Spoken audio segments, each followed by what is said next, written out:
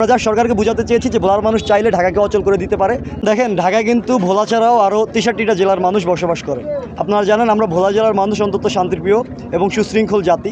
আমরা চাইনি যে আমাদের এই ভোলা জেলার এই দাবি আন্দোলনের জন্য ঢাকায় আরও যেই 63টি জেলার মানুষ রয়েছে তাদের অসুবিধা হোক।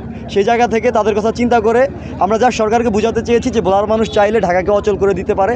জাস্ট আমরা 3 ঘন্টার জন্য ঢাকাকে অচলও করেছিলাম এবং বাকি 63টা জেলার মানুষের কথা চিন্তা করে আমরা ঢাকাকে ছেড়ে দিয়ে আমাদের যে সম্পদ সরকার লুট করে নিচ্ছে এগুলো আমরা বন্ধ করার জন্য ভোলায় চলে এসেছি। শেষ করব, যেটা হচ্ছে যে আজকের এই আন্দোলনে আপনারা যে 225 আমরা মনে করি যে এখানে যারা এসেছেন তারা এসেছেনই মূলত আমাদের যে দাবিগুলো রয়েছে এগুলো পূরণ করার জন্য।